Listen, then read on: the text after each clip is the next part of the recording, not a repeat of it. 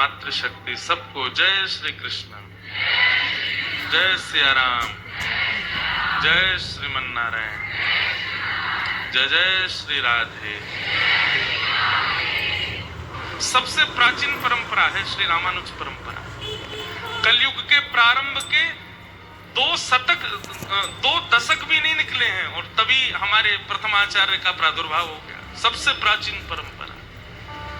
इसलिए श्री रामानुजाचार्य जी के आपको परंपरा भावों में दक्षिण की ही लीलाओं का श्रवण मिलता है। क्यों?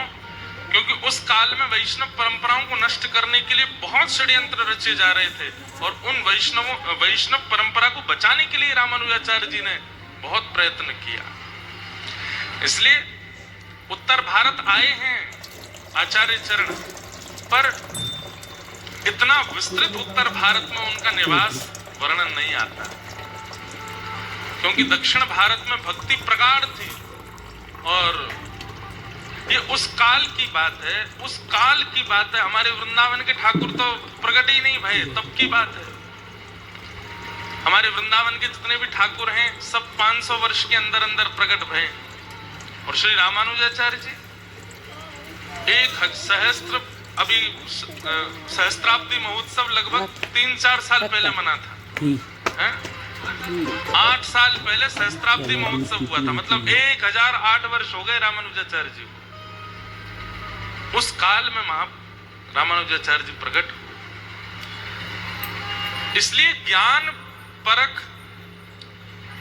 ज्ञान पद्धति के भाव ज्यादा आचार्य चरणों के भाव में मिलते हैं। अब उसी भाव में हम लोग आगे चलेंगे। कल हम लोगों ने लो तू बाहर मिल, इसमें हम सब नोट्स लिखते हैं अपने, लेकिन बढ़िया है, कोई ना कोई चीज ऐसी बननी चाहिए जो याद रहे जीवन भर। तो श्रीमद् रामानुजाचार्य जी महाराज आपका प्रादुर्भाव हुआ। आपकी पिताजी श्री केशवाचार्य जी और माताजी श्री कांतिमती जी। हमको ब्रजमंडल में एक महापुरुष ने एक बहुत अच्छी बात कही थी, हम आपसे कह दें। ये आचार्य चरण जितने भी प्रकट हुए हमारी धराधाम पर, इनके माता पिता ने ऐसा कौन सा यज्ञ किया या तप किया कि उनके घर में ऐसे परम भागवत हुए? बहुत ध्यान से सुनिएगा। 2 भाव विशेष हैं, सब लोग बहुत सावधानी से सुनो। ऐसा क्या करते हैं माता पिता कि उनके यहाँ कोई वैष्णव बालक का प्रादुर्भाव हो जाता है, या कोई ऐसे आचार्य चरण कैसे, ऐसा क्या करते हैं माता पिता कि उनके जीवन में ऐसी कौन सी भजन पद्धति आती है कि आचार्य चरण उनको स्वीकार करते हैं? बात निश्चितता से सुनिए। आजकल विवाह के उपरांत भी गृहिणी और पति की एक ही इच्छा रहती है कि जीवन के दिनचार जितना हो सके ऊधम कर लो, संग मिलकर के जितना हो सके खाओ पियो ऊधम मचाओ, ऐशो आराम करो दुनिया। आकाश मार्ग में जितने भी आचार्य चरण हैं वे प्रतीक्षा करते हैं कि हमें ऐसी कोई कुलीन माता मिले या ऐसे कोई कुलीन परिवार के पिता मिले जिनको हम अपने माता पिता बनाने के लिए उनके गर्भ में जाके जन्म लें। ठाकुर जी से वे प्रार्थना करते हैं। ठाकुर जी देखिए, जयपुर में फलाने कॉलोनी में एक घर है, वहां पर 1-2 दंपति हैं, बड़े पवित्र चित्त वाले हैं, उनका हृदय इतना पवित्र है, उनका चित्त इतना पवित्र है। भले ही पति पवित्र नहीं है, पत्नी पवित्र है, पत्नी पवित्र नहीं है। अब एक और बात होती है, कहीं कहीं पत्नी का स्वरूप इतना पवित्र नहीं है लेकिन पति पवित्र है, तो भी आचार्य चरण नहीं आएंगे। लेकिन पति भले ही पवित्र नहीं है, लेकिन मां अगर पवित्र है, क्योंकि 9 महीने रहने हैं ना, तो आचार्य चरण स्वीकार कर लेते हैं। लेकिन आजकल दंपति ऐसे हैं ही नहीं कि आचार्य चरण कहते हैं कि कोई भी ऐसा स्थान ही नहीं है, कोई ऐसी माता पिता नहीं बचे हैं पृथ्वी पर जिनको हम स्वीकार करके उनके यहाँ जन्म लेने जा सके। इसलिए हमारी युवाओं से प्रार्थना है, अधिकतर यहाँ कुंवारे ही बैठे हैं सबरे। अब आप लोग कथा में आ चुके हैं, अब कुछ वर्षों में आपके ब्याह आदि की सब योजनाएं बनने वाली हैं। विवाह के उपरांत तो बहुत मतलब निष्ठा के साथ पवित्रता धारण कीजिएगा। क्या पता कहीं श्री ध्रुव जी महाराज का पुनः जन्म लेने का मन हो, पुनः होगा तो सही, इस कलिकाल के उद्धार के लिए आचार्य चरण आएंगे तो सही, कभी ना कभी पुनः आगमन होगा तो सही, पर क्या पता वो आप ही हो जिनको स्वीकार करके आचार्य चरण आ जाएं और आकर के एक बालक के कारण आपको भी भगवत प्राप्ति हो जाए। हम गृहस्थ आश्रम को ही भजन क्यों ना बना लें? हमने गृहस्थ आश्रम को केवल भोग भोगने का साधन क्यों मान लिया है? कल बड़े भैया बता रहे थे ना कि आचार्य चरण आज्ञा करके गए हैं अपनी परंपरा में आगे कि गृहस्थ में जाना पड़ेगा। वहां श्रीनाथ जी वल्लभाचार्य जी को आज्ञा कर रहे हैं कि गृहस्थ में जाना पड़ेगा। क्यों? क्योंकि सन्यास और विरक्त में कई बार भगवत प्राप्ति थोड़ी दुष्कर हो जाती है, गृहस्थों को बहुत सुलभ है। लेकिन आजकल गृहस्थ आश्रम नहीं रह गया है, आजकल गृहस्थ पब बन गया है। क्या बन गया है? जहां सारे दूषित काम किए जाते हैं, वो स्थिति बन गई है। जब तक ब्याह नहीं हो रहा थोड़े बहुत और खुली छूट है आपको, लेकिन ब्याह के बाद तो भैया कम से कम बहुत पवित्रता का ध्यान रखो। क्या पता कोई दिव्य आत्मा आपको स्वीकार कर ले और आपके गर्भ से एक ऐसे महापुरुष का अवतरण हो जिसके कारण श्री गोविंद देव जी चल करके आपके घर आ जाएं। आपका ये तप निश्चित हो। तो पिता श्री केशवाचार्य जी और उनकी माता जी श्री कांतिमती जी, जिनके यहाँ पर शेषावतार भाष्यकार श्री रामानुज स्वामी जी महाराज का प्रादुर्भाव हुआ। आज हमारे आचार्य चरण आए हैं और आप जैसे आए तो महाभूतपुरी, जहाँ पर आचार्य चरण का प्रादुर्भाव, वहाँ का प्रसाद लाए। बोले आते ही बोले महाभूतपुरी रामानुजाचार्य जी के जन्म स्थान से प्रसाद आया है। अब ये इससे बड़ा और क्या आनंद होगा कि आचार्य चरण का चरित्र चल रहा है और उनके ही दक्षिण के स्थान से प्रसाद आ जाए। बाल्यकाल में भी आपकी जो चेष्टाएं थी वो सामान्य बालकों जैसी नहीं थी, और ये मैंने लगभग आचार्यों के चरित्रों में देखा है कि वो बाल्यकाल में भी उनकी चेष्टाएं सामान्य नहीं होती, छोटे बालकों जैसे नहीं होते वो। वहां पर भी धीर, गंभीर, सरल, सहज, निर्मल ये स्वभाव उनका रहता है। मात्र 16 वर्ष की आयु में आपका तेज मांबा नाम की एक कन्या से ब्याह हुआ।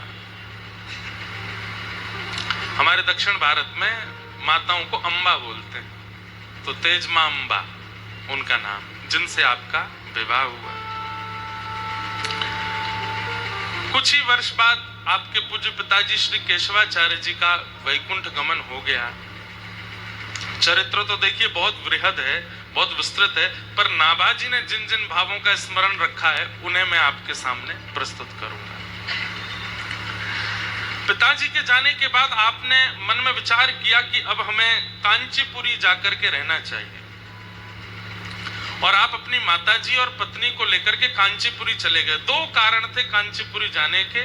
पहला कारण था श्री कांचीपुरी स्वामी जी, वहां पर श्री वैष्णव परंपरा के प्रधान आचार्य श्री कांचीपुरी स्वामी जी विराजमान थे, उनका दर्शन और सत्संग प्राप्त हो जाएगा। वरदराज भगवान के दर्शन में, हमारी कथा में पूरी कथा वरदराज भगवान सुनते हैं। शंख चक्र और हाथ में गदा लिए और ऐसे आशीष की मुद्रा में खड़े हैं श्री वरदराज भगवान, नारायण भगवान का। इस वर्द माने जल, जल के जो राजा हैं, जो जल में रहते हैं, जल में शयन, उनको कहते हैं वरदराज। तो पूरी कथा हमारी वरदराज भगवान ही सुनते हैं। हमारे श्री वैष्णव परंपरा के इष्ट हैं वरदराज भगवान। तो रामानुजाचार्य जी के मन में आया कि मैं अब कांचीपुरी जाकर के ही रहूं, वहां पर कांचीपुरी स्वामी जी का सत्संग करूंगा, और वहीं पर अद्वैत वेदांत के प्रकांड पंडित हैं श्री यादव प्रकाश जी, उनसे ब्रह्म सूत्र का अध्ययन करूंगा। गुरुदेव भी मिल जाएंगे अध्ययन करने के लिए, और ठाकुर जी की दर्शन और स्वामी जी का सत्संग भी मिल जाएगा। और आप अपनी पत्नी और मां के साथ कांचीपुरी प्रस्थान कर गए। तो यादव प्रकाश जी आपके शिक्षा गुरु थे, पढ़ाते थे आपको, लेकिन कई जगह मत अलग अलग हो जाते हैं। मत अलग कैसे होते हैं? आपको अपनी बात सिद्ध करनी है, कई लोग उसको ज्ञान के द्वारा, फॉर्मूलाज के द्वारा, अन्य अन्य साधनों से सिद्ध करते हैं, और कई सामान्य लोग उसको प्रेम से सिद्ध कर देते हैं। तो आपके जो गुरु जिनसे आप अध्ययन कर रहे थे, रामानुजाचार्य जी, वो यादव प्रकाश जी, वो किसी भी बात को सिद्ध करते थे तो उसमें अद्वैतवाद देखते थे। तो एक दिन एक शिष्य चरणों में आता है और उसने एक सूत्र कहा और कहा कि गुरुदेव इसका अर्थ क्या होगा? और सूत्र क्या था? तस्य यथा कप्यासम पुंडरीकमेव मक्षिणिम। ये सूत्र कहा, बोले गुरुदेव इसका अर्थ क्या होगा? तो इसका अर्थ लगाते हुए आप कहते हैं तस्य तथा कप्यासम। तो कप्यासम का अर्थ आप कहते हैं कपिनितंब। पुंडरीकाक्ष भगवान श्रीमन नारायण के नेत्र कैसे हैं? बोले कपिनितंब। कपि कहते हैं बंदर को और नितंब कहते हैं उसके पीछे के हिस्से को। तो आपने अर्थ क्या किया? बोले पुंडरीकाक्ष भगवान के नेत्र कैसे हैं? बोले कपिनितंब जैसे। ये सुनकर के रामानुजाचार्य जी को बड़ी पीड़ा हुई। हैं तो गुरुदेव, लेकिन गुरुदेव भी हरि अवज्ञा कैसे कर सकते हैं? परम सौंदर्य भगवान जिनके लिए भीष्म पितामह कहते हैं त्रिभुवन कमनम तमाल वर्णम रविकर गौर वराम वरम दधाने, जिनकी रूप माधुरी पर सब न्योछावर जाते हैं, और गुरुदेव उनके नेत्रों की उपमा दे रहे हैं कि कपिनितंब। तो रामानुजाचार्य जी को पीड़ा तो हुई, लेकिन संकोच कर रहे थे, गुरु जी हैं इनसे क्या कहूं मैं। लेकिन एक दिन उदास बैठे थे तो गुरुदेव ने पूछा क्या बात है रामानुजाचार्य जी, आप बड़े उदास बैठे हैं? बोले गुरुदेव क्षमा करें, मैं सह नहीं पा, मैं इतना प्रेम करता हूं ठाकुर जी से कि उनके रूप की ऐसी विचित्र उपमा आपके मुख से सुन के मुझे बहुत पीड़ा हुई। बोले क्या? बोले आपने कहा कपिनितंब। ये कप्यासम का अर्थ आपने कपिनितंब ठीक नहीं किया गुरुदेव। यादव प्रकाश जी, अच्छा 4 दिन का पढ़ा लिखा हमसे ज्यादा विद्वान बनता है, कप्यासम का अर्थ तुम करके बताओ। तो रामानुजाचार्य जी बोले गुरुदेव पहले तो क्षमा प्रार्थी हूं, आपके सन्मुख कुछ कहने का धृष्टता कर रहा हूं, लेकिन हमारी संस्कृत भाषा में एक सौंदर्य है कि अगर कोई संस्कृतज्ञ है तो वो एक शब्द के अनेक अर्थ कर सकता है। गुरुदेव यदि कप्यासम शब्द कहीं और के लिए प्रयोग किया जाता तो वहां आप इस अर्थ को करते तो ठीक, लेकिन जब पहले ही कह दिया गया है कि पुंडरीकाक्ष भगवान, तो यहां पर आपको अपनी व्याकरण के कई सूत्रों को लगाकर के उत्तर इसका अर्थ अलग करना चाहिए था। बोले तो तुम करके दिखाओ कप्यासम का अर्थ क्या होगा। तो श्री रामानुजाचार्य जी बोले कम जलम पिबती कपि। जो जल का पान करता है, कम यानी कि जलम, और उसका जो पान करता है, बोले कौन? सूर्य। बोले सूर्य सदा जल को अपनी ओर अपने ताप से खींचता रहता है, वो जल उड़ उड़ करके सूर्य की ओर जाता रहता है। ऐसे सूर्य जब प्रकाशमान होते हैं तो जिस लालिमा से पूरी पृथ्वी को आच्छादित कर देते हैं, और उन सूर्य के प्रकाशित होते ही जैसे सरोवर में बंधा हुआ कमल खिलने लग जाता है, ऐसे सूर्य की लालिमा जैसे नेत्र जन के हैं ठाकुर जी। जैसे ही अपने नेत्र धीरे धीरे धीरे धीरे खोलना प्रारंभ करते हैं, सामने विराजमान जितने भी भक्त रूपी कमल हैं वो खिलते चले जाते हैं। गुरुदेव कप्यासम का अर्थ ये लगाना चाहिए। ये अर्थ सुनते ही जितने वहां बालक थे आपकी तरह उन्होंने भी ताली बजाई, वाह वाह, ये अर्थ आया है। तो आपके गुरुदेव जो सामने बैठे थे यादव प्रकाश जी को बहुत गुस्सा आया, और आपने मन में विचार किया कि ये बालक हो ना हो कुछ दिनों में हमारा पत्ता साफ कर दे, और ये सब बालक इसी की चेला बच जाएंगे। जैसे फैन फॉलोइंग हो जाती है आजकल, धनवानी से भी दुखी नहीं है लोग, आजकल रूपवान से भी दुखी नहीं है लोग, आजकल उससे ज्यादा दुखी जिसके फॉलोअर्स ज्यादा है। दुख का कारण ही यही हो गया। महाराज संबंध नहीं टूट रहे हैं आजकल, अनफॉलो होते हैं लोग। संबंध नहीं टूट रहे आजकल।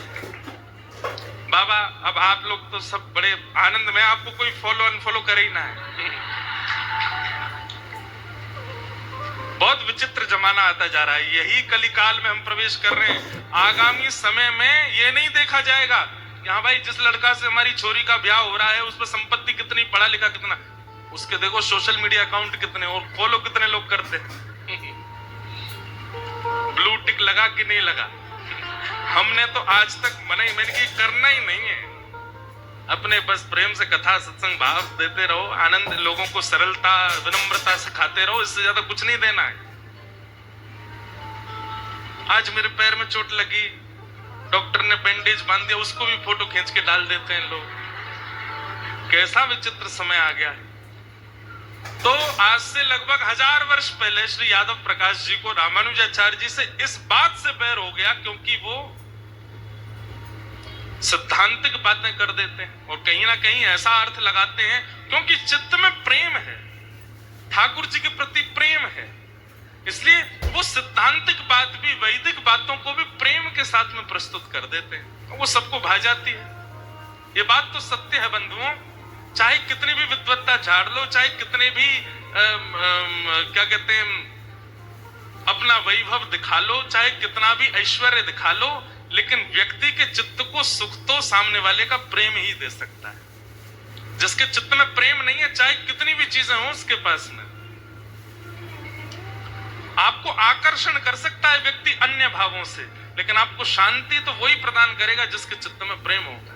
रामानुजाचार्य जी के चित्त में प्रेम है। ठाकुर जी के ऐसे रूप माधुरी का वर्णन कर देते हैं। यादव प्रकाश जी को रामानुजाचार्य जी से थोड़ी चिढ़ होने लगी। 2-3 बात और भी कुछ ऐसी हुई जिसके कारण यादव प्रकाश जी बहुत चिढ़ गए और उन्होंने षड्यंत्र रचा। सब बच्चों को लेकर के काशी जा रहे थे दर्शन करने के लिए। रामानुजाचार्य, अब बच्चे मतलब 16 वर्ष की आयु में ब्याह हो गया था, लेकिन 17-18 तक भी बच्चे ही रहते हैं। सब लोग जा रहे थे, सब विद्यार्थियों को लेकर के, तो यादव प्रकाश जी ने बीच में ही मन बना लिया कि बीच में घने जंगल पड़ेंगे और वहीं कहीं घने जंगलों में कई बालक मुंह लगे होते हैं ना गुरुजनों के, तो वो सब गुरुदेव के साथ मिल गए। बोले क्या करना गुरुजी? बोले कि ये जो है ना, ये तुम लोगों की विद्या का हनन कर देगा, ऐसा कर देगा, और हम लोगों का एक ही काम है। बोले क्या? बोले बीच जंगल में कैसे भी करके, या तो किसी पशु के द्वारा या कोई विष दे करके इसको मरवाना है। एक बालक बोला गुरुजी पाप लगेगा, मारने का पाप भी तो लगेगा। अरे तो 2 दिन बाद हम लोग काशी पहुंच जाएंगे, गंगा जी में जाके प्रायश्चित कर लेंगे, प्रायश्चित हो जाएगा, सारे पाप धुल जाएंगे गंगा जी में। तो बच्चे मान गए गुरुजी की बात और जैसे ही निकले हैं राह पर, रामानुजाचार्य जी तो केवल प्रतीक्षा कर रहे हैं कि कब वह दिन आवे कि श्री रंगनाथ जी मुझे स्वीकार करेंगे।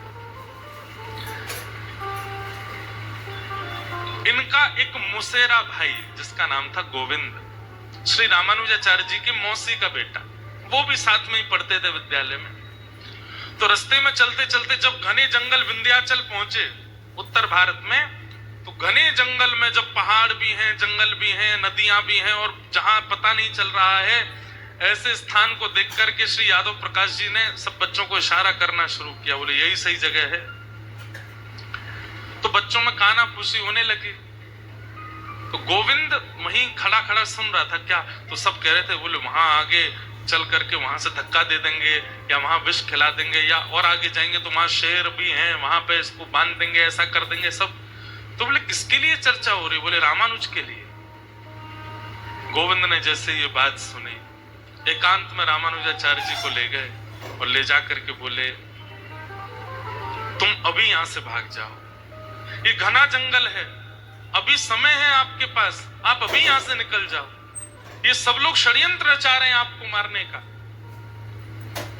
रामानुजाचार्य जी सुनकर के बोले मैं कायर नहीं हूं, यदि मेरे जीवन में हरि ने कुछ दिन लिखे हैं तो उन दिनों को कोई चाह करके भी मुझसे नहीं छीन पाएगा। और यदि मेरे जीवन के दिन कल ही विश्राम होने हैं तो मैं यहां से भाग भी जाऊंगा तो बीच में मेरा अंत कहीं हो जाएगा। मुझे भयभीत क्यों होना है इस बात से? बंधु, वैष्णव का एक ये लक्षण याद रखिएगा, वो मृत्यु से भी भयभीत नहीं होता, वो किसी भी चीज से भयभीत नहीं होता।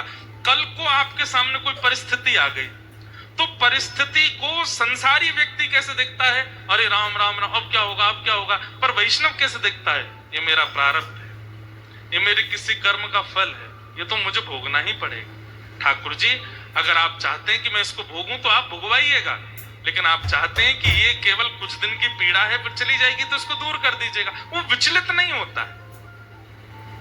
कई लोग बहुत विचलित परेशान होते हैं, हम भी होते थे पहले, पर कथा करते करते हम आपसे सत्य बता रहे हैं, ठाकुर जी ने कृपा करके बहुत चीजों में परिवर्तन कर दिया। अब विचलनता नहीं होती। रामानुजाचार्य जी बोले, मैं कायर नहीं हूं, मैं ऐसे भागूंगा नहीं। अगर मृत्यु मेरी कल लिखी है तो कल इन लोगों के हाथों हो जाएगी, और कल लिखी है तो भाग करके भी हो जाएगी। तब गोविंद, उनके मौसी का बेटा, वो समझाने लगा, लेकिन अगर पता चल जाए कि यहां सावधानी ना बरती गई तो मृत्यु हो सकती है, तो सावधान तो होना चाहिए ना। और रही बात,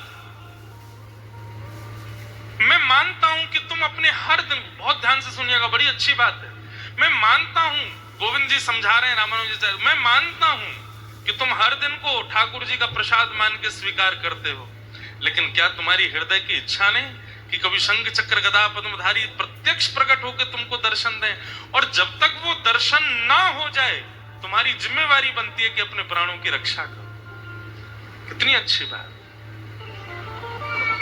मतलब किसी को बुखार चढ़ा तो वो इसलिए भयभीत नहीं है कि अब बुखार आ गया मुझे, वो इसलिए भयभीत है अभी राधा रमन जी दिखे नहीं है मुझे, अभी मुझे साक्षात्कार उनका हुआ नहीं, मैं पीड़ा में क्यों आ गया, ये रोग मुझको क्यों लग गया। हे नाथ, ये रोग भले ही मेरे प्राण ले ले, लेकिन प्राण निकलने से पूर्व आपका साक्षात्कार तो हो जाए, मैं जिसके लिए पृथ्वी पर आया हूं।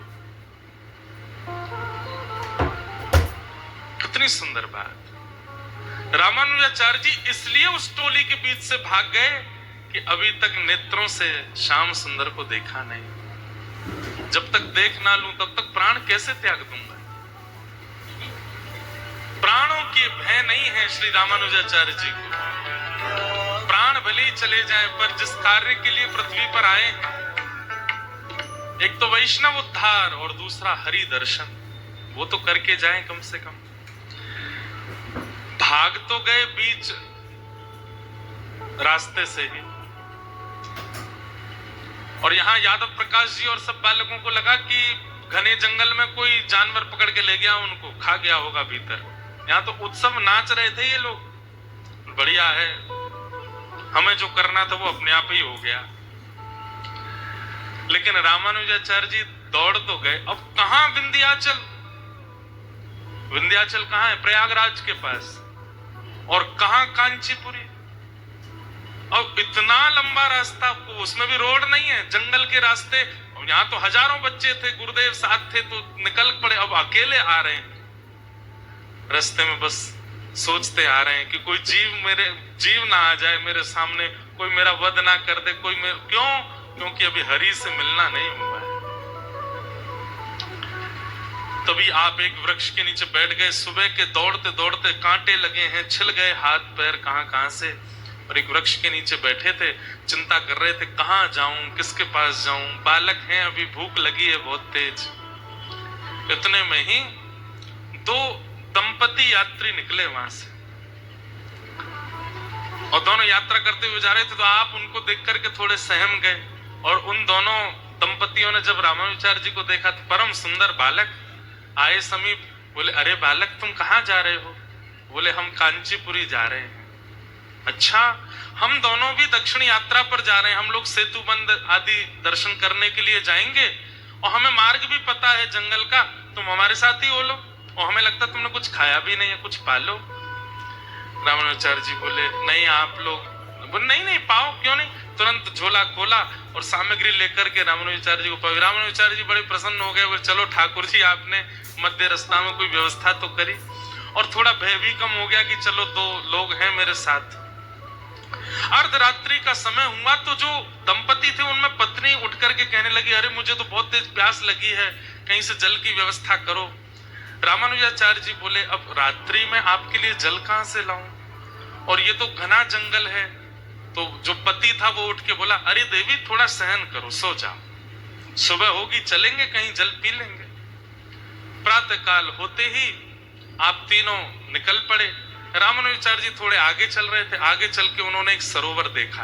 अरे आप लोग जल्दी आइए, यहाँ पर एक सरोवर है, यहाँ जलपान की व्यवस्था है।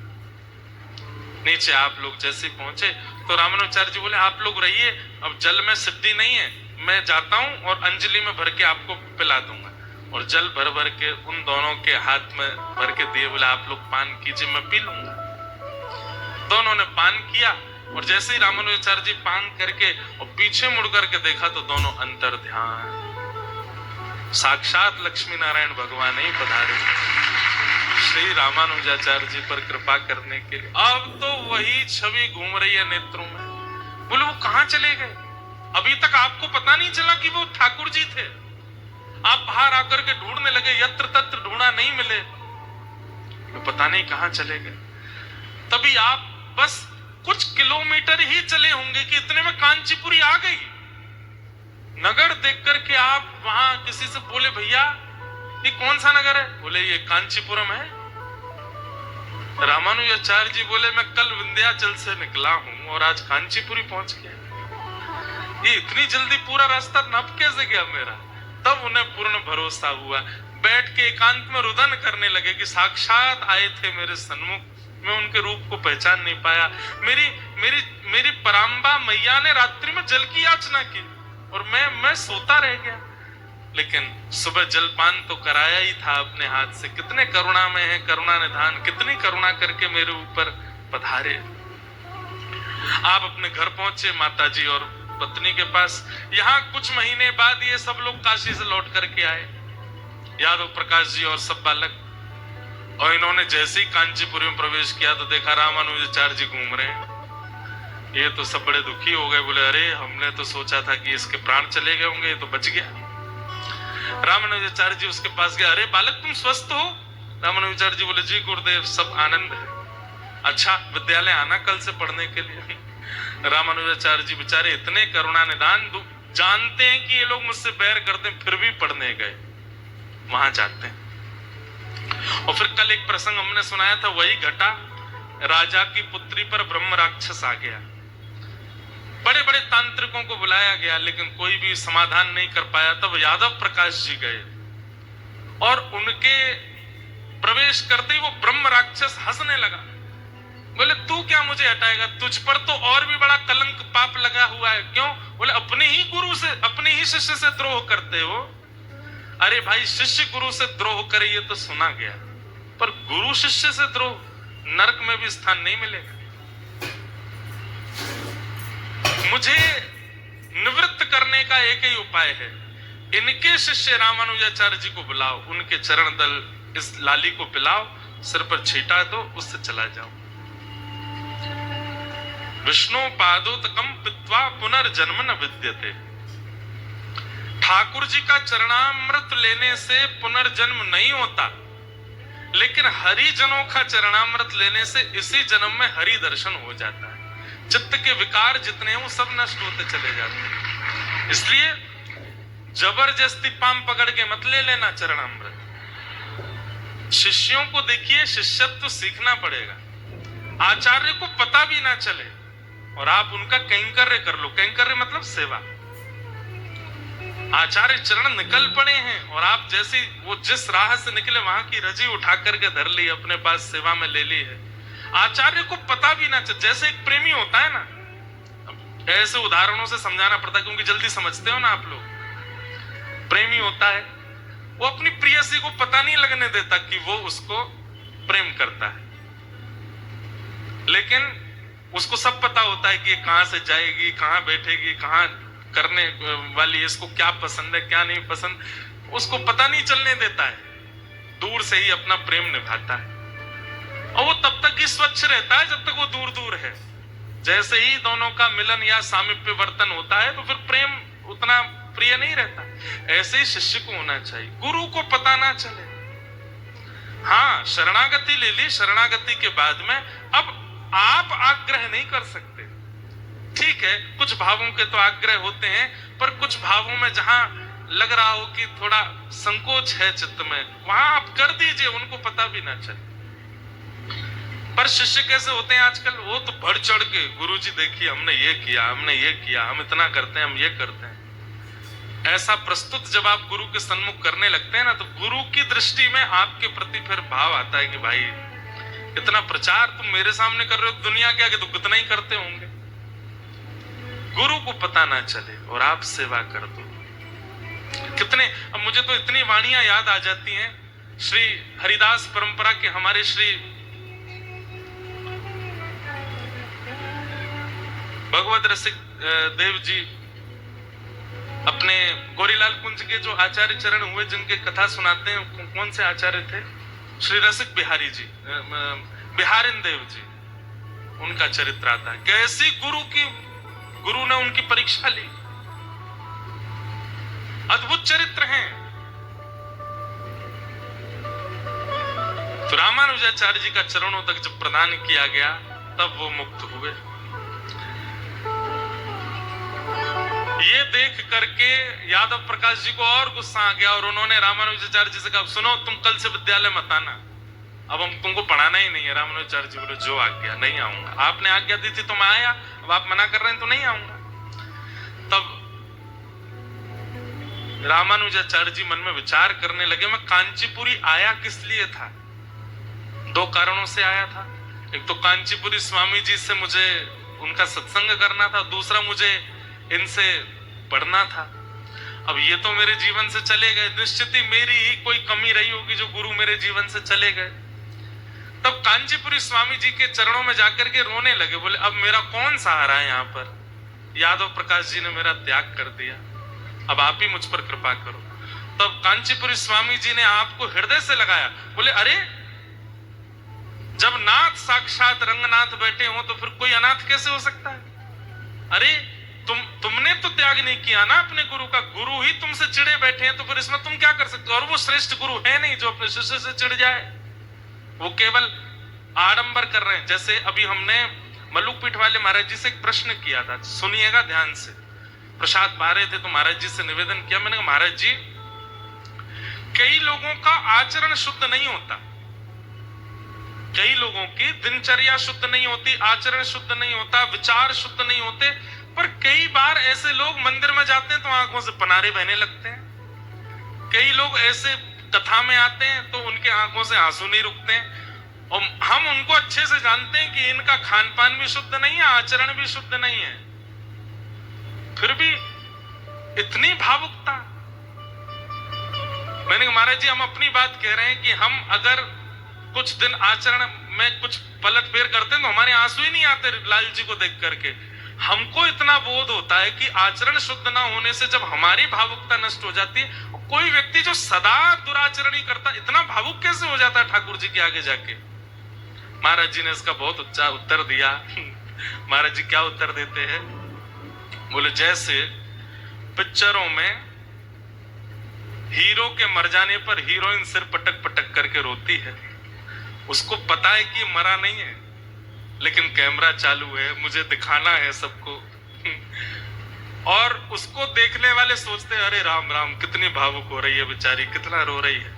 अभी एक पिक्चर आई थी महाराज, उसको देख देख करके लोग बाग भूत आ गए, सब में मरे जा रहे हैं, वहीं पे गिर पड़े जा रहे हैं रो रो करके। और महाराज एक तो मैंने वीडियो देखी, ट्रिप लगा के बैठा था वहीं पे देखने के लिए गया। तो महाराज जी बोले जिस प्रकार अभिनेता के मर जाने पर, मरा नहीं है नाटक किया है, अभिनेत्री ऐसे रोती है कि देखने वाले उसको देख हाय राम कितनी रो रही है, लेकिन वास्तविकता क्या है? वो अभिनय है। देखिए आचार्य चरण क्या बोल रहे हैं, बोले जिनका आचरण शुद्ध नहीं है, जिनके विचार शुद्ध नहीं है, जिनका खान पान शुद्ध नहीं है, जिनका जीवनचर्या शुद्ध नहीं है, और वो अगर ठाकुर जी के सन्मुख जाकर के बहुत भावुकता दिखाते हैं, निश्चित ही वो केवल और केवल एक अभिनय, वास्तविकता नहीं हो सकती। वास्तविकता अगर होगी, आपका स्वयं का मन करेगा कि इस विषय को मैं सुधारूं, अपनी इस दिनचर्या को मैं सुधारूं, अपने इस आचरण को मैं सुधारूं। और क्षमा कीजिए, अगर उस सुधार का चित्त में भाव प्रकट नहीं हो रहा है, तो आप अभिनय ही कर रहे हो भाव के नाम पर। रामानुजाचार्य जी कहने लगे, मुझे मेरा कौन है? तब कांचीपुरी स्वामी जी ने कहा, तुम्हारे नाथ साक्षात जगन्नाथ है, रंगनाथ है। अब तुम्हें हम एक सेवा देते हैं। बोले क्या सेवा? बोले पास में एक सरोवर है, वहां से नित्य जल लेकर के आया करो ठाकुर जी के सेवा के लिए। सोचो कितनी सूक्ष्म सेवा से रामानुजाचार्य जी ने अपनी सेवा भाव को प्रारंभ किया। कुछ दिन उन्हीं के पास रहे, और फिर हमने कल बताया कि रामानुजाचार्य जी का मन था कि मैं रंगनाथ जाकर के श्री यमुनाचार्य जी से गुरु दीक्षा ग्रहण करूं, पर ठाकुर जी नहीं चाहते थे। ये दोनों मिल गए तो पूरी पृथ्वी का उद्धार कर देंगे, जीवों को तो वैकुंठ भेज ही देंगे, ये पृथ्वी के कान में भी मंत्र बोल करके पृथ्वी का भी उद्धार कर देंगे। बोले इन दोनों का मिलन नहीं होना चाहिए। तब जैसे ही रामानुजाचार्य जी पहुंचे, कल सबने कथा सुनी थी ये, रामानुजाचार्य जी पहुंचे तो श्री यमुनाचार्य जी की 3 उंगलियां बंद थी और वे वैकुंठ धाम प्रस्थान कर चुके थे। तब आपने 3 संकल्प लिए। पहला संकल्प क्या लिया? श्री वैष्णव मत का प्रचार और संसारी जीवों का हरि चरणों में शरणागति कराऊंगा। ये बात सुनते ही आपकी एक उंगली खुल गई।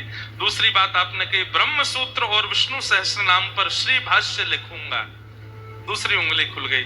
तीसरी बात आपने कही, द्रविड़ भाषा में, दक्षिण भाषा में लिखे हुए श्री वैष्णव परंपरा के ग्रंथों को मैं संस्कृत में बद्ध करूंगा, कहते तीसरी उंगली खुल गई। मतलब उनकी एक प्रकार से भावनात्मक दीक्षा तो यमुनाचार्य जी ने कर दी। रामानुजाचार्य जी ने प्रणाम किया, लेकिन नाराज हो गए। रंगनाथ भगवान से बोले, आपने मेरे गुरुदेव से मिलने नहीं दिया, मैं अब आपको नहीं देखूंगा। चले गए वहां से। ठाकुर जी बोले, आज यमुनाचार्य जी गए, शोक का दिन है, और शोक के अवसर पर रामानुजाचार्य आए हैं। मैं अभी बाहर आकर के वो सब भाव प्रकट नहीं करूंगा। मैं तो तब रामानुज को मिलूंगा जब आनंद का उत्सव हो रहा हो। अभी रामानुजाचार्य जी गए, शोक है, इसलिए अभी रूठ के चले गए, कोई बात नहीं, हम मना लेंगे बाद में। रामानुजाचार्य जी वहां से वापस आए, और फिर यमुनाचार्य जी के ही 5 शिष्यों से रामानुजाचार्य जी ने अपने संपूर्ण सिद्धांत को ग्रहण किया। कैसे? श्री कांचीपुरी स्वामी जी से आपने सेवा पद्धति सीखी, ठाकुर जी की सेवा कैसे होती है। श्री महापूर्ण स्वामी जी से आपने पंच संस्कार ग्रहण किए। अब इसके पीछे भी बड़ी सुंदर कथा है। महापूर्ण स्वामी जी, उनसे आप दीक्षा लेने के लिए, पंच संस्कार लेने के लिए गए, और आपने कहा मुझे संस्कार दे दीजिए, मुझे दीक्षा दे दीजिए। हमारे श्री वैष्णव परंपरा में 5 संस्कार होते हैं। सबसे पहला ताप, दूसरा पुण्य, तीसरा मंत्र, चौथा नाम, और 5वां याग। पहले गुरुदेव यहाँ शंख चक्र पधराते हैं, उसके बाद तिलक लगाते हैं, उसके बाद मंत्र देते हैं, फिर आपका नामकरण करते हैं, और पंचम संस्कार होता है ठाकुर जी की शरणागति कराते हैं। ये पंच संस्कार होते हैं श्री वैष्णव परंपरा में। तो पंच संस्कार के लिए आपने महापूर्ण स्वामी जी से निवेदन किया, तो वो बोले कल देंगे, परसों देंगे, उस दिन देंगे, वहां देंगे, उधर देंगे। बहुत ज्यादा जब टालने लगे तो रामानुजाचार्य जी एक दिन रात में गुरुदेव की सेवा में थे, तो रात में ही सोते हुए गुरुजी उठा दिए। बोले गुरुदेव उठो। महापूर्ण स्वामी जी उठो। बोले क्या बात है, तुमने हमको उठाया? बोले पहले तो क्षमा प्रार्थी अदृष्टता आपको उठा दिया, पर गुरुदेव मुझे अभी दीक्षा दीजिए। बोले रात के 12 बज रहे हैं, इस समय दीक्षा? बोले भगवान, ग्रह नक्षत्र आदि आदि और मुहूर्त तो तब देखे जाते हैं जब संसारी कामना की किसी स्थिति में प्रवेश कर रहे हो। भगवत शरणागति की तो जब इच्छा चित्त में हो जाए उसी समय ले लेनी चाहिए। क्या पता अगले क्षण प्राण बचे कि ना बचे। हे नाथ, आप कल दीक्षा के लिए कह रहे हो, कल तक मेरे जीवन के प्राण चले गए, तो आप अभी मुझे शरणागति दो। रात्रि 12 बजे महापूर्ण स्वामी जी ने श्री रामानुजाचार्य जी को पंच संस्कार प्रदान किए। बोलो लक्ष्मी नारायण भगवान। आपका भाव रखना आपके जिम्मे है, दीक्षा देना ना देना ये गुरु की इच्छा है। कभी कभी आपके हो सकता है कि गुरु के मन में है कि अभी नहीं देना, तो फिर प्रतीक्षा करो। भावना आपको रखनी है, ये आपकी इच्छा है। फिर जो अष्टाक्षर मंत्र आपको प्राप्त हुआ, गुरु मंत्र आपको प्राप्त हुआ, आपके मन में थी इसकी विधि मुझे जाननी है, तब आप गोष्ठीपूर्ण स्वामी जी के पास गए और उनसे कहा कि नारायण मंत्र की मुझे विधि बताइए। तब गोष्ठीपूर्ण स्वामी जी ने इनको 17 बार उन्होंने भी टाला, नहीं बताया। तब अंत में आपने कहा कि गुरुदेव बता दीजिए। तब 18वीं बार उन्होंने जब नारायण मंत्र का आपको भाव बताया और उसके बाद जैसे ही आपने गुरु मंत्र का जप किया, अष्टाक्षर मंत्र जपते ही आपको सुंदर कपूर की सुगंधी आने लगी, सुंदर केसर की सुगंधी आने लगी, चंदन की सुगंधी आने लगी, दिव्य प्रकाश आपके मुखमंडल पर आने लगा। तभी आपने नेत्र खोल करके देखा तो शंख चक्र गदा पद्मधारी साक्षात श्रीमन नारायण भगवान सन्मुख प्रकट हो गए। आहा, 2 भुज ऐसे हैं, शंख चक्र लिए हैं, नीचे एक भुजा में गदा रखी है और एक भुजा से ठाकुर जी आशीष दे रहे हैं। कमल नेत्र हैं ठाकुर जी के, मधुर मुस्कान है, सुंदर मुकुट धारण किया हुआ है, अद्भुत माला गले में धारण कर रखी है। चरणार बिंदों को देख करके तो मानो जैसे ऐसा लगता है कि कमल हैं और हम भौरे बन करके लिपट जाएं इनसे। इतने सुंदर श्याम सुंदर। दर्शन करके रामानुजाचार्य जी के नेत्र सजल हो गए। आश्चर्य की बात सुनिए, आश्चर्य ही आश्चर्य है आचार्य जी के जीवन चरित्र में। मैं आप होते तो क्या करते? ठाकुर जी से लिपट जाते, ठाकुर जी के चरण पकड़ लेते। पर रामानुजाचार्य जी ने क्या किया? तुरंत अपने आंसू पहुंचे और ठाकुर जी से कहा यहीं खड़े रहिएगा, मैं अभी आता हूं। और दौड़ करके गए और मंदिर के शिखर पर खड़े होकर के और अपने मुख पर हाथ रख के जो गुरु मंत्र गुरु जी ने दिया था, जिसको गोपनीय रखने की आज्ञा दी थी, जोर जोर से उसको चिल्ला करके बोलने लगे। गोपुर है आरूढ़ उच्च स्वर मंत्र उच्चारो। क्यों? आपके गुरुदेव जब सुने तो दौड़ करके आए और आकर के, हे रामानुज क्या कर रहे हो? मैंने मना किया था कि गुरु मंत्र किसी को बताना नहीं होता है और तुम आकाश में चढ़ करके सबके मध्य बोल रहे हो, नरक जाना पड़ेगा। रामानुजाचार्य जी नीचे आए, पहले तो गुरुदेव को प्रणाम किया और कहे, गुरुदेव जिस मंत्र की विधि जानते ही, शंख चक्र ग्रहण करते ही और एक बार हाथ में माला लेकर के जप करते ही साक्षात नारायण के दर्शन हो गए मुझको, उस मंत्र को मैं गोपनीय नहीं रख सकता। उसको तो मैं सब में बांट दूंगा ताकि सबको ठाकुर जी का साक्षात्कार हो जाए, सबके सामने ठाकुर जी प्रकट हो जाए। मैं उसको गोपनीय नहीं रखूंगा। गुरुदेव बोले नरक जाना पड़ेगा। बोले अगर 1 करोड़ लोग ठाकुर जी का दर्शन करें और एक को नरक जाना पड़े तो मुझे स्वीकार, पर मैं सबको दर्शन कराऊंगा। ऐसे श्री रामानुज स्वामी जी महाराज, कितनी कृपा करी है उन्होंने। लेकिन हमारे एक आचार्य चरण बता रहे कि जब रामानुज स्वामी जी महाराज ने यह मंत्र उच्चारण किया, केवल 72 लोगों ने उसको सुना और सुन करके आप दौड़े दौड़े चले आए। जैसे ठाकुर जी ने वंशी बजाई थी वृंदावन में, असंख्य गोपियों में से केवल उन्हीं को सुनाई दी जिनके चित्त में प्रेम था। वे सब दौड़ करके आए और फिर रामानुजाचार्य जी ने विधिवत एकांत में ले जाकर के उन 72 लोगों को संपूर्ण श्री वैष्णव परंपरा का भाव बताया और वहां से श्री रामानुज परंपरा वृहद रूप में प्रारंभ होती चली गई। आपका यश कीर्ति 10 दिशाओं में ऐसे फैलने लगी महाराज, क्योंकि आप जिसके भी कानों में मंत्र बोलते थे, जिसको भी शरणागति प्रदान करते थे, उसी को ही ठाकुर जी का साक्षात्कार होने लग जाता था। ऐसे श्री रामानुज स्वामी जी का भाव आया। अब एक प्रसंग आता है कि आपकी जो पत्नी थी, उनका तंजा मांबा, उनका आपने त्याग किया। क्यों त्याग किया? उसके पीछे कारण था। जैसी निष्ठा वैष्णव चरणों में होनी चाहिए, जैसी निष्ठा गुरु चरणों में होनी चाहिए, वैसी निष्ठा उनकी थी नहीं। और उसका सबसे पहला उदाहरण कांचीपुरम स्वामी जी, जिनके सत्संग को रामानुजाचार्य जी सुनते थे, उनको आपने एक दिन अपने घर प्रसादी पर बुलाया कि गुरुदेव आएंगे, प्रसादी पाके जाएंगे तो उच्छिष्ट मिलेगा, मैं सेवन करूंगा। कांचीपुरम स्वामी जी को आज घर आना था। आपने अपनी पत्नी से कहा सुंदर प्रसाद तैयार करो, आज गुरुदेव आएंगे। पत्नी ने प्रसाद बनाया।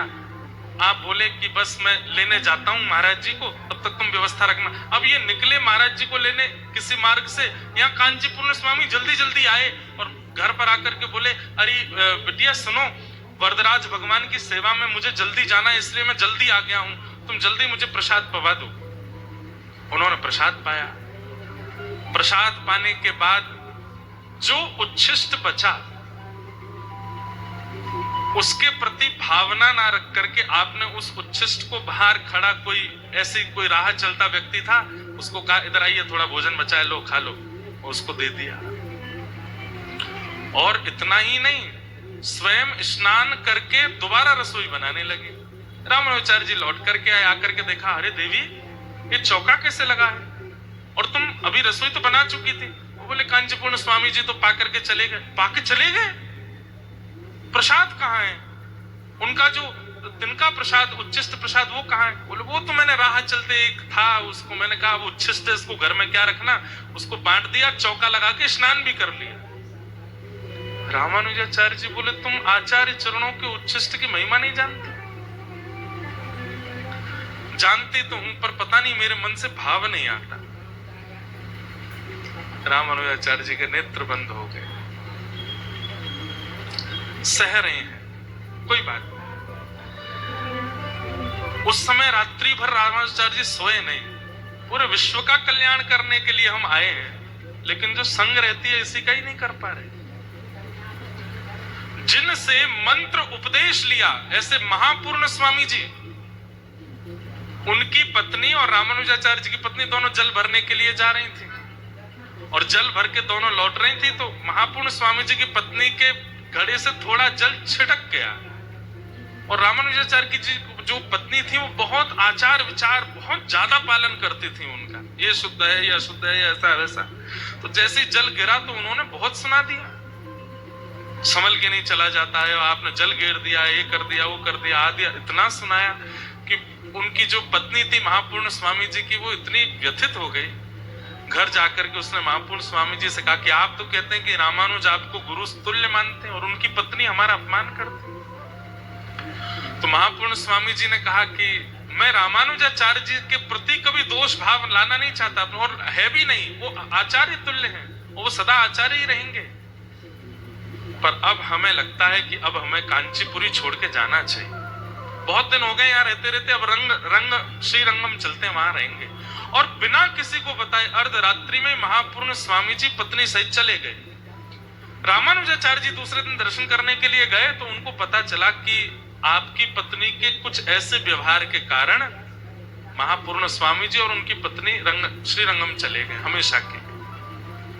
दूसरा कारण, रामानुजाचार्य जी बोले ये उचित नहीं। ठीक है, आचार विचार आचरण देखना चाहिए, पर यह भी तो विचार करना चाहिए आप हैं किसके सामने, वो व्यक्ति का स्थिति कैसी है। प्रेम का स्वरूप होता है कि आप अपनी स्थिति का त्याग करते हैं, अगर श्रेष्ठ व्यक्ति सामने है तो। यहां तक भी कोई बात नहीं। अब तीसरा कारण एक और बना, क्या? एक बार एक बहुत दीनहीन सा ब्राह्मण कांचीपुरी में था, वो कभी कभी लोगों के यहाँ जाके भिक्षा मांगता था, और आज वो संभवतः रामानुजाचार्य जी के यहाँ ही आया। रामानुजाचार्य जी वहां थे नहीं, पत्नी से मांगा मुझे कुछ भिक्षा दे दो, तो कहा कि कहीं और से मांगो, यहां नहीं मिलेगी। आप लौट करके जैसे ही जाने, सामने से रामानुजाचार्य जी आए, तो बोला आप हमारे घर गए थे, कोई कारण? बोले नहीं प्रभु, आप तो जानते मैं भिक्षा मांग करके पाता हूं, तो आज आपके घर गया, मिली भिक्षा? नहीं, वो उन्होंने मना किया कि घर पर कोई व्यवस्था नहीं। रामानुजाचार्य जी दौड़ करके घर गए, रसोई में देखा तो सारी सामग्री रखी थी, पर देने की भावना नहीं चित्त में। आप निकल करके बाहर आए और उस ब्राह्मण को बोला सुनिए, मैं दुकान से कुछ सामग्री खरीद के आपको देता हूं और एक पत्र लिख करके देता हूं, ये मेरी पत्नी को दे दीजिएगा। और पूछे कहां से आया पत्र, तो कहना आपके मायके से आया है। ठीक है, साड़ी ले गए, बहुत सारी जो माताओं को सामग्री प्रिय होती, खूब सारी सामग्री ली और उस पर एक पत्र लिख करके उनके घर भिजवाया। पूछा आप ये पत्र का, बोले आपके मायके से आया है। पत्र जैसे ही पढ़ा तो पत्र में लिखा था तुम्हारी छोटी बहन का ब्याह पक्का हो गया है और इस तिथि को ब्याह होना है, तुम जल्दी से जल्दी घर पर आ जाओ। इतने में रामानुजाचार्य जी पहुंचे तो वो तो फूल ही नहीं समावे। और हाँ, पत्र देने वाले को खूब सारा भोजन दिया। अरे इधर आओ, रुको, तुम तो ये लोग भोजन लेके जाओ, कचौड़ी लेके जाओ, मेवा लेके जाओ, इतनी बढ़िया खबर लाए। ब्राह्मण देवता बोले अभी तो आप मना कर रहे थे, कुछ है नहीं। बोले नहीं, अभी अभी बनाया मैंने, ले जा। रामानुजाचार्य जी आए, वो देखना चाह रहे थे कि अभी प्रसाद देगी कि नहीं, और परिवार की खबर सुन के दे दिया। आचार्य चरण से बोली आप हमारे घर में ब्याह, मेरी छोटी बहन का, चलो जल्दी। रामानुजाचार्य जी बोले हमें थोड़ी काम है, आप निकलो, मैं उस तिथि पे पहुंच जाऊंगा। और आप सारा सामग्री लेकर के वहां से प्रस्थान कर गए। पत्नी के घर से जाते ही रामानुजाचार्य जी गए और जाकर के सन्यास धारण कर लिया, सन्यास ले लिया और पत्नी को पत्र के द्वारा समाचार पहुंचवा दिया। अब हम सन्यास ले चुके और सन्यास ग्रहण किया। जैसे ही आपने सन्यास भेष धारण किया और आचार्य चरण माथे पर उर्ध्वपुंड लगा करके, द्वादश तिलक धारण करके, गले में माला धारण करके, हाथ में दंड लेकर के, और जैसे ही सन्यास रूप में बाहर निकल करके आए, सहज ही उनके रूप को देख करके सब लोग नतमस्तक होने लगे, दंडवत करने लगे। साक्षात शेषावतार भाष्यकार श्री रामानुज स्वामी जी महाराज अब प्रकट हुए और सन्यास धारण करते ही जितने जीव वहां खड़े थे तब सब तो शरणागत हुए ही। आप जैसे ही आश्रम से बाहर निकल करके गए तो यादव प्रकाश जी आ रहे थे सामने से, वही गुरु जी जो इनसे ईर्ष्या मानते थे। यादव प्रकाश जी ने जैसे ही देखा तो लगा कि मानो जैसे दिव्य तेज ठाकुर जी का चला आ रहा हो, ये कौन है? और जैसे समीप जाकर के देखा तो रामानुजाचार्य जी के दर्शन करते ही यादव प्रकाश जी के चित्त में जितने बैर भाव थे, जितने दूषित भाव थे, सब नष्ट हो गए। और आपने चरण पकड़ करके कहा वैसे तो मैं आपका शिक्षा गुरु रहा हूं, कुछ दिन आपको पढ़ाने का सौभाग्य मिला, लेकिन आज तक मैं जिस विकार को नष्ट नहीं कर पाया, आपका रूप देख करके वो विकार मेरे हृदय से नष्ट हो गया है, कृपा कर मुझे भी संन्यास दीजिए। और श्री रामानुजाचार्य जी ने उनको भी संन्यास दीक्षा देकर के उनका नाम रखा गोविंद दास, गोविंद दास नाम। अब आप कहेंगे ये इतना परिवर्तन कैसे आया? हरिजनों से बैर मानने वाले का त्याग करने से यह प्रभाव होता है। श्रीमद् भागवत जी में तो स्पष्ट कह दिया है, उस पत्नी को, उस बच्चे को, उस माँ को, उस पिता को, उन सबका त्याग करो जो हरि मिलन में बाधा बनते हैं। रामानुजाचार्य जी ने जैसे ही त्याग किया पत्नी का और सन्यास ग्रहण किया, आपके रूप लावण्य से ही ज्ञान प्रकट होने लगा। आप जिस किसी के ऊपर जैसी दृष्टि डालते थे उसको साक्षात हरि दिखने लग जाते थे। वरदराज भगवान रामानुजाचार्य जी के स्वरूप को देख करके अति आनंदित हो गए। अब सन्यास ग्रहण करते अब इनकी याद किसको आने लगी? रंगनाथ भगवान को। श्री रंगम में रंगनाथ भगवान, यामुनाचार्य जी के जाने के बाद रंगनाथ मंदिर की गादी सोनी पड़ी थी। सबने जाकर के प्रार्थना की, बोले भगवान यामुनाचार्य जी के आसन पर किसी को तो बैठाइए। तब रंगनाथ भगवान बोले एक ही है अधिकारी। बोले कौन? कांचीपुरम में विराजमान श्री रामानुजाचार्य। पर वो तो आएंगे नहीं, वो तो आपसे नाराज बैठे हैं। बोले वो नहीं आएंगे, पर जिनकी उन्होंने आज तक सेवा की है वरदराज भगवान। अब देखो ठाकुर जी का कौतुक देखो। हम लोग उत्तर भारतीय ना, इसलिए हमको दक्षिण भाव थोड़े कम समझ में आते हैं। एक प्रकार से ये समझ लो, राधा रमन जी किसी को बुलाना चाहते हैं लेकिन यूं कह रहे हैं वो मुझसे नाराज बैठो है, अगर राधा वल्लभ जी आज्ञा कर देंगे तो आ जाएगा, तो जाओ राधा वल्लभ जी को मनाओ, राधा वल्लभ जी आज्ञा करके उसको मेरे पास भेजें। तो ऐसे ही किया रंगनाथ भगवान कह रहे हैं, वो जिनकी सेवा करते हैं वरदराज नारायण भगवान, अगर वो आज्ञा कर देंगे रामानुजाचार्य जी को कि तुम जाओ और जाकर के रंगनाथ में गद्दी संभालो, तो उनको आना पड़ेगा। तो बोले वो कैसे होगा? बोले वरदराज भगवान को संगीत बहुत प्रिय है, और श्री वरदराज भगवान के सामने आप लोग यामुनाचार्य जी के पुत्र, जो कि संगीत के विशारद हैं, संगीत में बहुत अच्छे हो चुके हैं, उनका नाम था श्री वररंग जी, यामुनाचार्य जी के पुत्र, इनको भेजो। और ये जाकर के श्री वरदराज भगवान के सामने सुंदर स्वर लहरियों में जब गाएंगे, तो वरदराज भगवान इनसे कहेंगे वरदान मांगो, हम तुमसे बहुत प्रसन्न है। तो ये वरदान में रामानुजाचार्य जी को ले आएंगे। ठाकुर जी योजना बना रहे हैं, ठाकुर जी ही देने वाले हैं। कैसी विचित्रता है ठाकुर जी की लीला। वररंग जी से कहा कि आप जाइए, और कांचीपुरम में श्री वरदराज भगवान से रामानुजाचार्य जी को लेकर के आइए।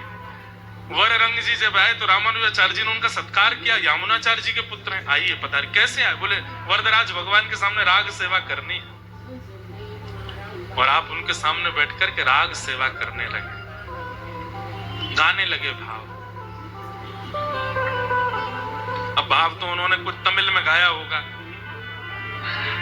लेकिन हम पद गा देते हैं। कोदार जग माही ऐसो, कोदार जग माही ऐसो, कोदार जग माही ऐसो, कोदार। सब लोग गाओ।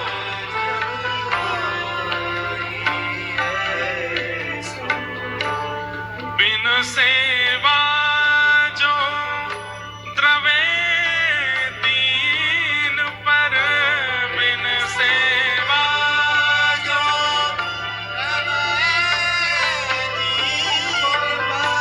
बिन सेवा जो द्रवे दीन पर, बिन सेवा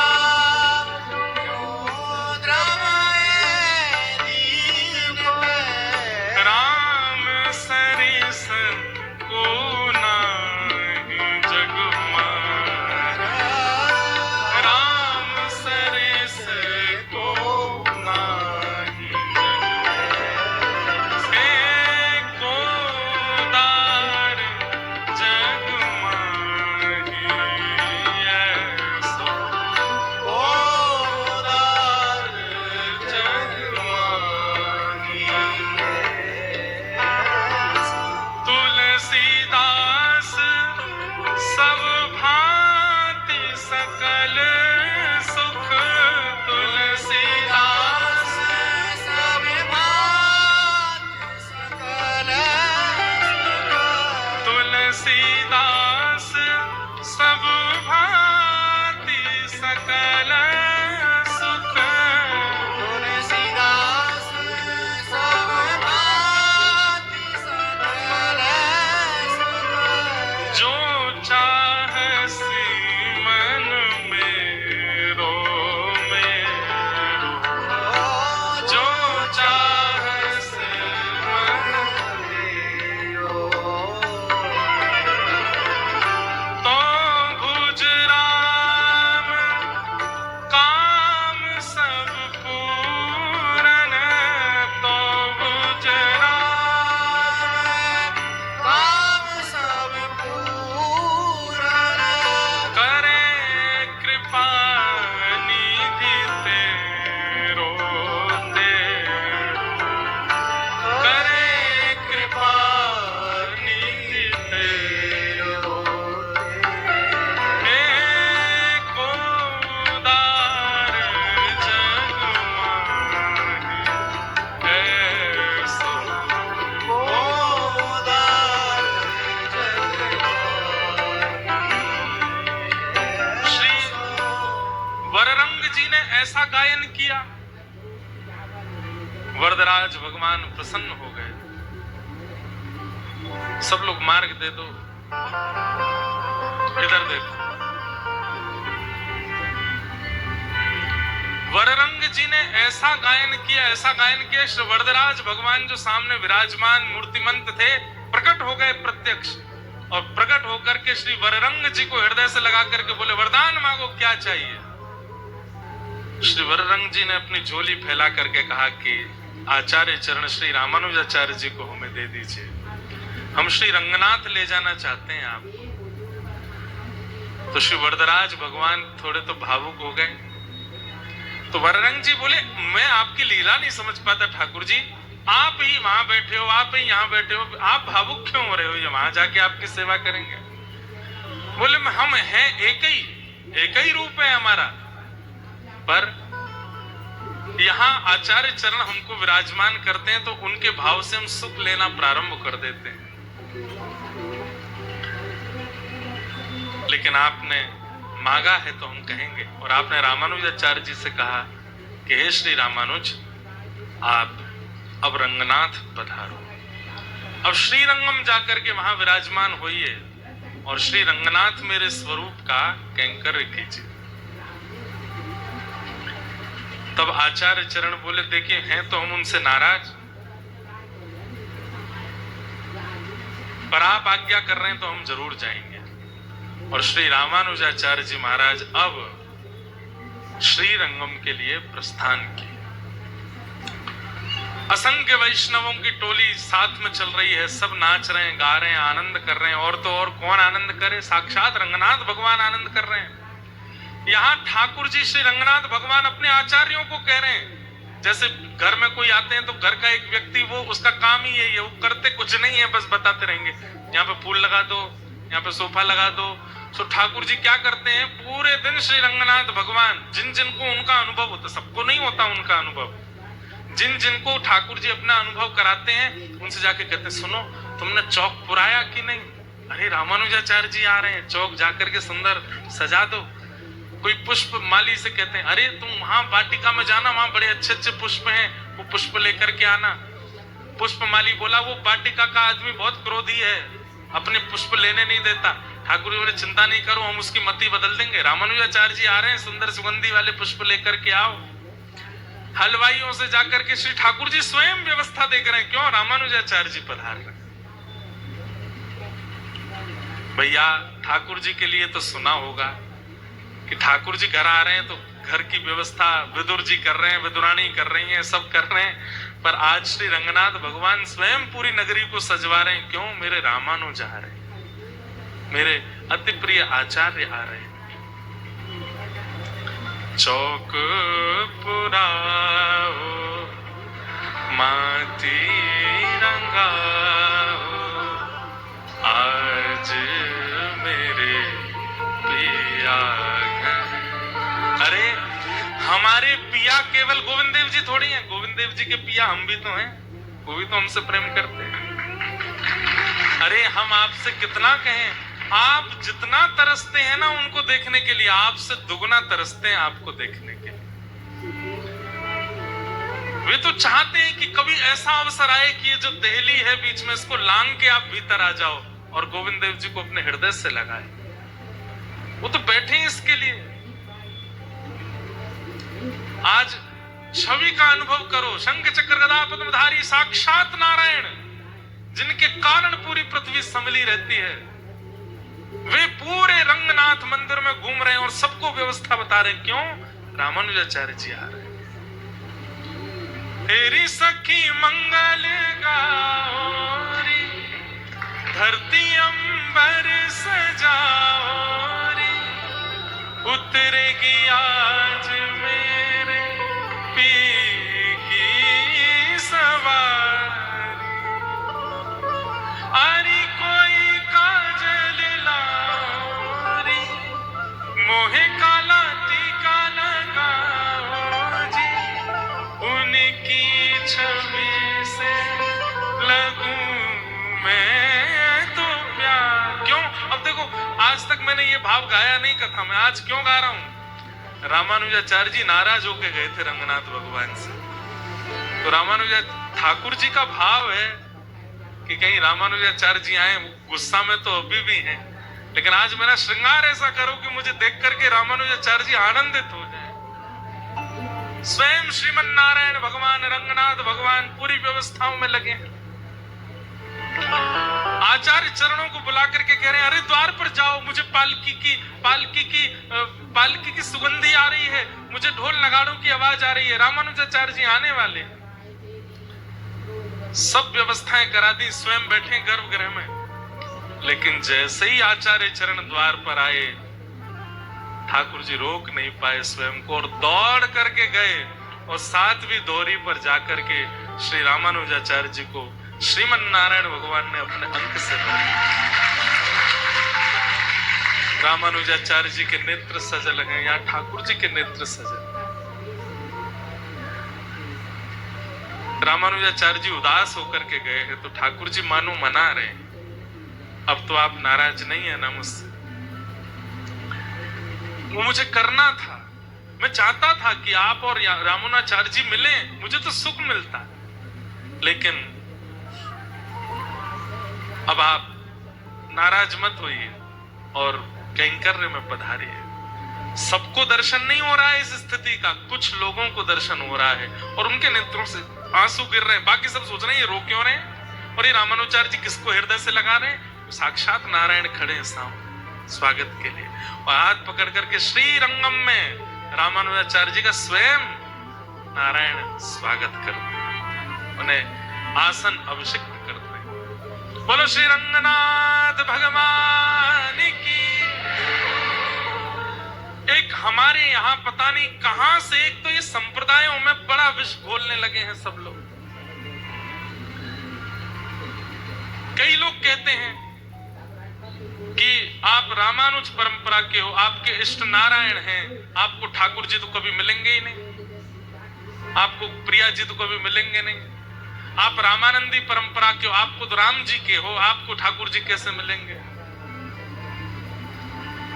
कहां तक कहें, यहां तक भ्रामक कर देते हैं लोगों को कि अगर आपने उस परंपरा में दीक्षा ली तो आपको केवल ये मिलेगा, उसमें ली तो ये मिलेगा। अरे ऐसा नहीं होता है। हम श्री वैष्णव परंपरा से, रामानुज परंपरा से, और आज अभिमानवश नहीं कह रहे हैं, जितना निकुंज रस हम अपने व्यासपीठ से गाते हैं, जितना आचार्यों की वाणी सबके लिए कहते हैं और अपने सब शिष्यों से कहते हैं, सब आचार्यों का सम्मान करो, सब परंपराओं को सुनो, सब भावों में जाओ। ये भ्रामकता नहीं लानी है। आप आचार्य पर रीझ गए हैं, अब आचार्य जिस परंपरा से है उस परंपरा में आपको लाएंगे ना। ये परंपरा ऊंची नीची छोटी बड़ी नहीं होती है, ये करना भी जघन्य अपराध है। हम कभी कहीं नहीं बोलते कि हमारी परंपरा सबसे पुरानी।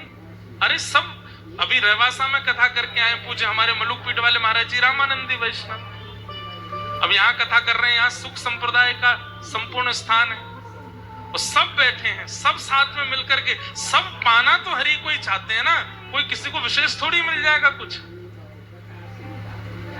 आप कहो कि नहीं नहीं गंगा जी हैं, मैं तो उस वाले घाट पर नहाऊंगा, वहां पानी निर्मल है। अरे भैया ऐसा नहीं, गंगा गंगा है, गंगोत्री से लेकर के और अंत तक गंगा ही है। स्नान करने पर उतना ही पुण्य मिलेगा। घाट परिवर्तित हो सकते हैं, शहर परिवर्तित हो सकते हैं, पर क्या गंगा अपना नाम बदल लेती है या गंगा अपना स्वभाव बदल लेती है? नहीं तो। अरे भैया हम तो हरिद्वार में नहीं नहाएंगे, क्यों? गंगा जी वहां पे जो है मारती हैं, वो तो कानपुर में ही प्यार करती हैं। ऐसा थोड़ी होता है। सब जगह गंगा है और सब जगह अपने स्वरूप में। आपकी जितनी योग्यता जहां की वहां जाओ। इसलिए कोई करे लड़ाई करने दो, पर आप लोगों को नहीं करनी। आपका उद्देश्य संप्रदायों में मतभेद करने का नहीं है, आपका उद्देश्य ठाकुर जी की प्राप्ति है। इसलिए इन भ्रामक स्थितियों से निकल के बस ठाकुर जी को भजो। हमारे पिया प्रतीक्षा कर रहे हैं हमारी, हमको वहां जाना है। रामानुजाचार्य जी आसन पर विराजे, कई लोगों विरोधी भी हो गए, कई लोगों ने विष देने का प्रयास किया, कुछ प्रयास किए, लेकिन रामानुजाचार्य जी सब स्थितियों को पार कर गए। आपके मन में आया शैल पर्वत पर साक्षात श्री तिरुपति बालाजी विराजमान, वहां पर शैलपूर्ण स्वामी जी का दर्शन कर लें और श्री तिरुपति बालाजी का भी दर्शन करेंगे। तब आचार्य चरण अपने शिष्यों के साथ तिरुपति गए। हमारे संप्रदाय के 4 प्रमुख स्थान है दक्षिण में, कांचीपुरम वरदराज भगवान, श्रीरंगम श्री रंगनाथ भगवान, तिरुमला में श्री तिरुपति बालाजी, और बेंगलोर के पास में एक स्थान है वहां संपत कुमार भगवान। और ये चारों ही ठाकुर जी रामानुजाचार्य जी के संबंध मानते हैं। वरदराज भगवान जिन कांचीपुरम में जहां रामानुजाचार्य जी रहे, वरदराज भगवान रामानुजाचार्य जी को अपना पुत्र मानते, मतलब रामानुजाचार्य जी के पिता हैं वरदराज भगवान। रंगनाथ भगवान इनके प्रति गुरु भाव है। और श्री तिरुपति बालाजी, कई लोग सुनकर के आश्चर्यचकित हो जाएंगे, ये रामानुजाचार्य जी को गुरु मानते हैं। रामानुजाचार्य जी मतलब तिरुपति बालाजी एक प्रकार से मंत्र दीक्षा लिए हैं। कैसे? रामानुजाचार्य जी गए तो जैसे दर्शन करने के लिए पहुंचे, तिरुपति बालाजी खड़े हैं सामने, ये मुद्रा है उनकी, ऐसे खड़े रहते हैं। आचार्य चरण दर्शन कर रहे थे। दर्शन करते करते इतने में तिरुपति बालाजी ने नेत्र खोले, इधर आइए, बुला लिया। रामानुजाचार्य जी बोले कहिए। बोले एक बात बताइए आप। बोले क्या? मैं परमात्मा होकर के अवतार लेकर के भी इतने लोगों का उद्धार नहीं कर पाता, आप आचार्य बन के इतनों का उद्धार कैसे कर देते? ऐसी कौन सी बूटी है आपके पास में? और मैं परमात्मा बनकर के उद्धार करता हूं, लेकिन आप आचार्य बनकर के शरीर से तिरोभाव भी हो जाता, उसके बाद भी उद्धार होता ही रहता है जीवन भर। क्या करते हैं आप लोग ऐसा? रामानुजाचार्य जी बोले ये मंत्र सिद्धांत है, ये हमारा अंतरंग सिद्धांत है। बोले हमें बताओ क्या सिद्धांत है? बोले ऐसे थोड़ी बताएंगे, मंदिर में बैठ के सुनता है कोई, बाहर आओ। सत्संग सुनने की जो विधि है उस हिसाब से आइए। ठाकुर जी मंदिर से निकल के बाहर आ गए। मंदिर से बाहर तो आ गए, लेकिन अर्चक भी सब संग आए, कोई चमड़ उड़ा रहा है, कोई पंखा जल रहा है, कोई ठाकुर जी को आरसी दिखा रहा है, कोई बीड़ा लेकर के खड़ा है, कोई 56 भोग लेके खड़ा है ठाकुर जी। रामानुजाचार्य जी ऐसे सत्संग सुनते हैं? चमड़ उड़ा रहे हैं, यहाँ पे तुम्हारे पंखा चल रहा है, नीचे 56 भोग दर, ऐसे सत्संग होता है? ठाकुर जी बोले तो क्या करना है, इनको भेजो, सबको भेज दिया। अब तो बता दीजिए आपके पास ऐसा क्या है जो हमारे पास नहीं?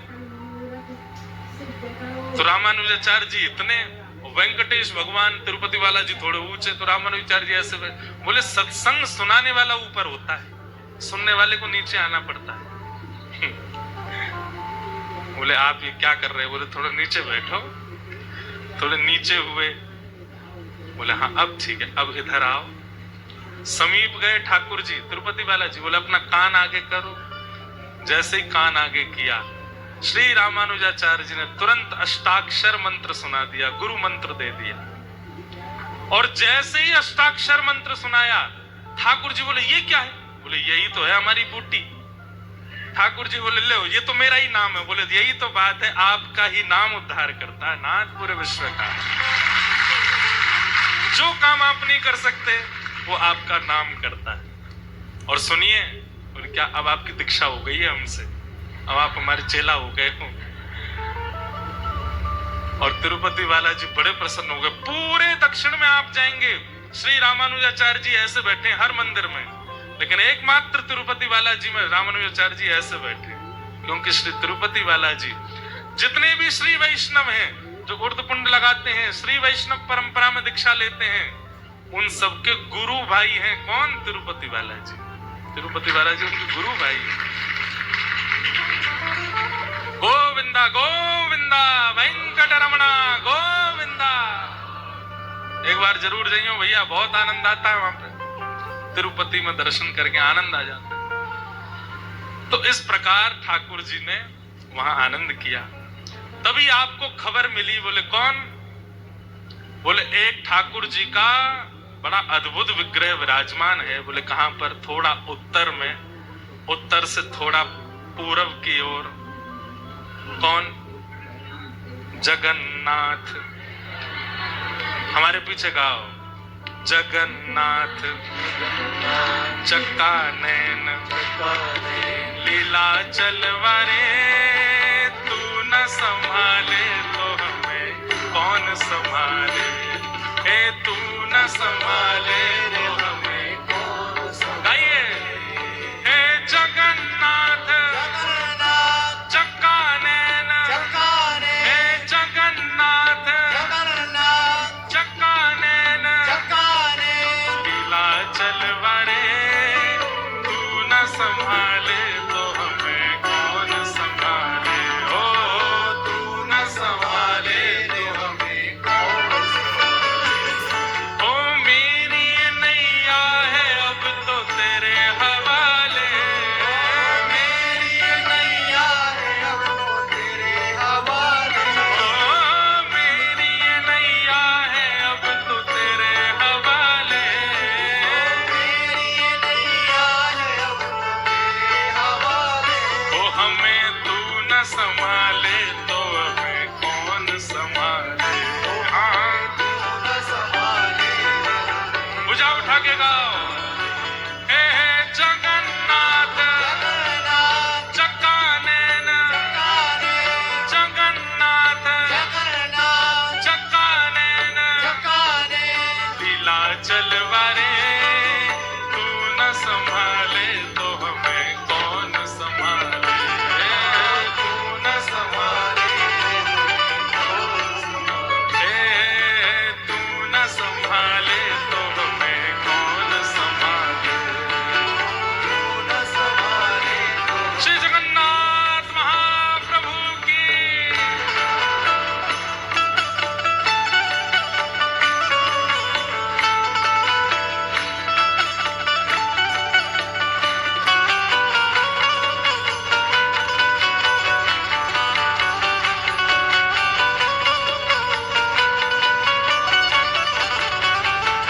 श्री नीलाद्रिनाथ भगवान की, श्री जगन्नाथ महाप्रभु की।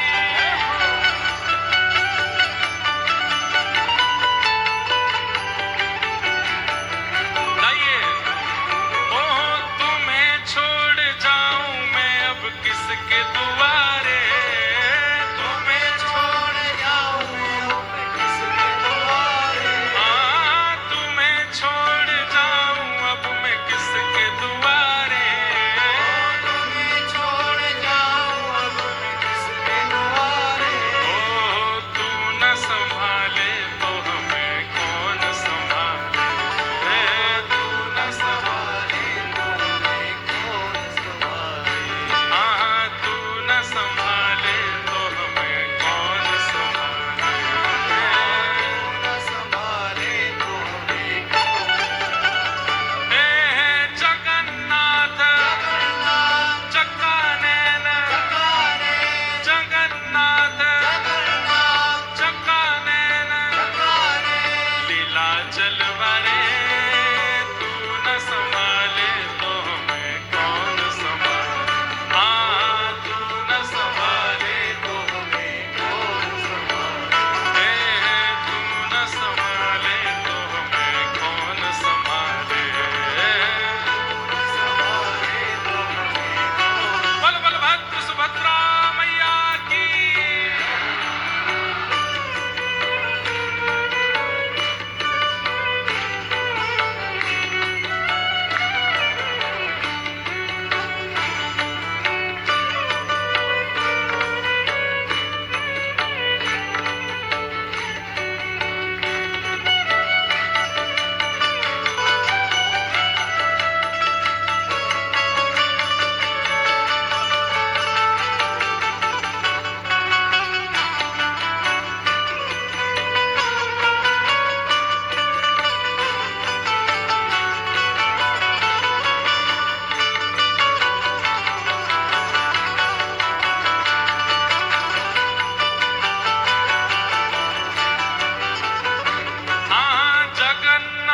स्वामी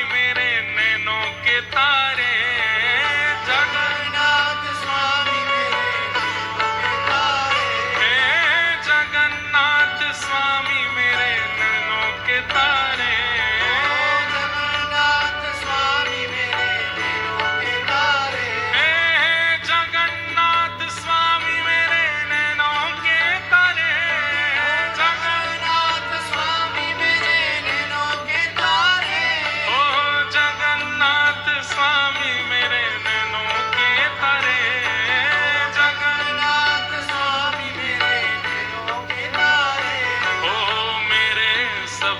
काज स्वामी आप संभारे, हाँ मेरे सब काज स्वामी आप संभारे, हाँ मेरे सब काज स्वामी आप संभारे। आपसे बोलो हे जगन्नाथ चक्काने जगन्नाथ चक्काने हे जगन्नाथ चक्काने जगन्नाथ चक्काने।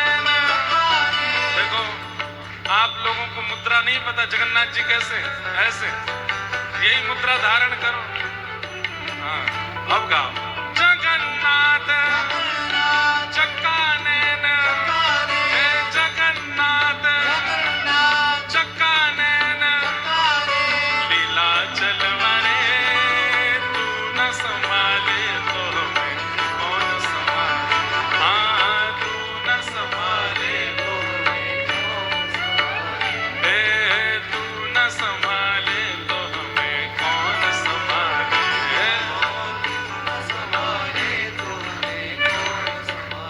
हे जगन्नाथ जगन्नाथ चक्काने जगन्नाथ चक्काने जगन्नाथ चक्काने जगन्नाथ चक्काने जगन्नाथ चक्काने लीला चलवारे तू न संभाले तो मैं कौन संभाले, हाँ तू न संभाले तो हे तू न संभाले तो मैं कौन संभाले।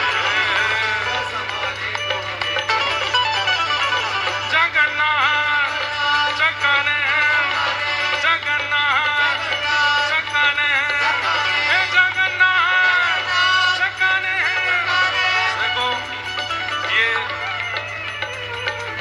अभी कथा चल रही है भैया, अभी मुझको उतर के आनो तो नहीं चाहिए, पर भक्तमाल जी की कथा है, व्यास जी नाचते नाचते वो कथा कर सके।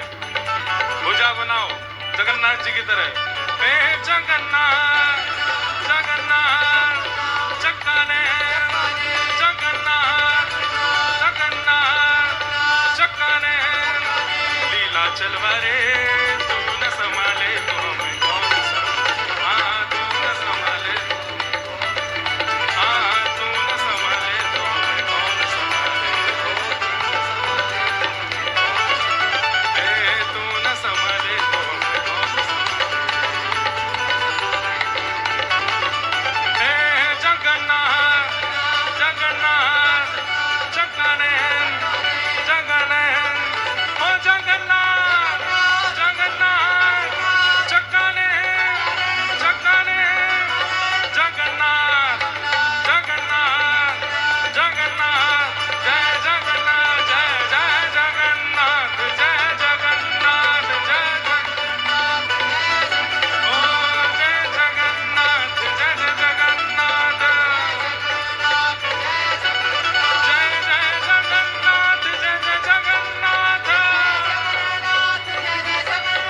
ओ जय जय जगन्नाथ जय जय जगन्नाथ जय जय जगन्नाथ जय जगन्नाथ जय जगन्नाथ जय जय जगन्नाथ जय जगन्नाथ जय जय जगन्नाथ जय जगन्नाथ। महाराज जी इतनी जोर से मत घुमाइयो जगन्नाथपुरी पहुंच जाए। ओ जय जय जगन्नाथ जय जगन्नाथ जय जगन्नाथ जय जय जगन्नाथ जय जगन्नाथ जय जय जगन्नाथ जय जगन्नाथ जय जय जगन्नाथ जय जगन्नाथ प्यारे जगन्नाथ मेरे जगन्नाथ जय जगन्नाथ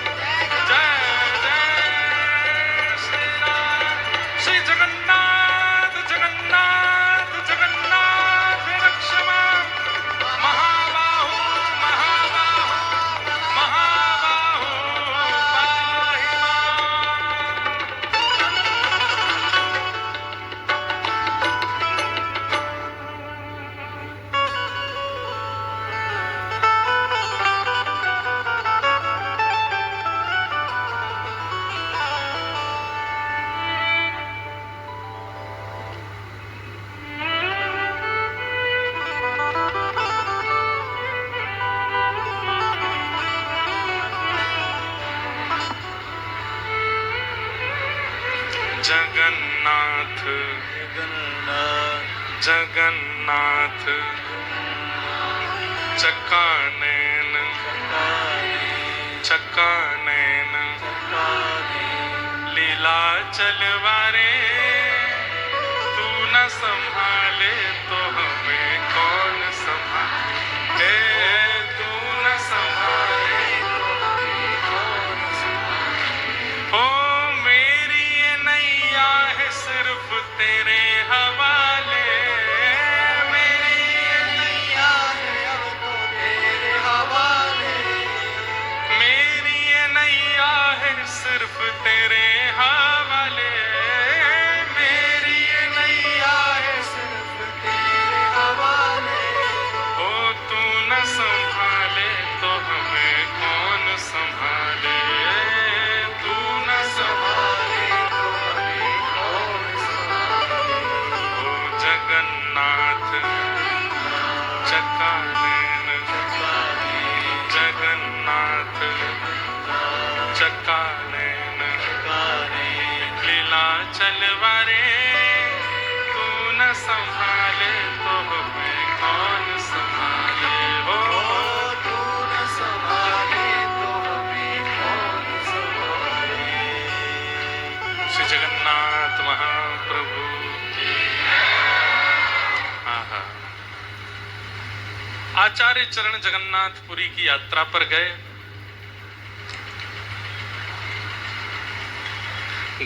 लीलाचल जगन्नाथ झुके देखवे को देखो अनाचार सब पंडा दूर किए हैं संग ले हजार शिष्य रंग भरी सेवा करें धरे ही ये भाव गुण दर्शाए दिए हैं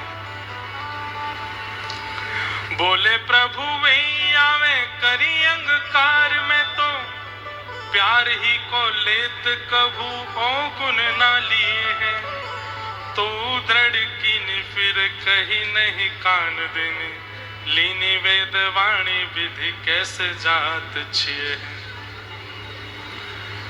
आचार्य चरण जगन्नाथपुरी गए जगन्नाथपुरी जाकर के आपने जब वहां पर देखा कि भाई यहाँ तो मनमुखी सेवा करते हैं सब पंडा पुजारी तो रामानुजाचार्य जी ने पंडा पुजारियों को सबको बैन कर दिया और अपने हजारों शिष्यों के साथ पूरी सेवा संभालने लगे। अब ठाकुर जी कुछ कह नहीं पा रहे हैं क्योंकि आचार्य चरण से इतना प्रेम करते हैं कि उनके भाव से कैसे दूर हों। लेकिन यहाँ पर ये सब पंडा पुजारी रोने लगे बोले हे नाथ हमको दूर कर दिया आपने हमें स्वीकार करो अंगीकार करो।